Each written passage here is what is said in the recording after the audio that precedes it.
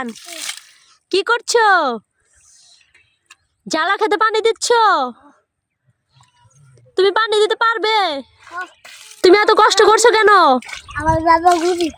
তোমার বাবা গরিব, তার জন্য তোমাকে পানি দিতে পাঠাইছে? তোমার বাবাকে নিয়ে আসো নাই? না, আমার বাবা অসুস্থ। তোমার বাবা অসুস্থ, তাই তুমি পানি দিতে আসছো?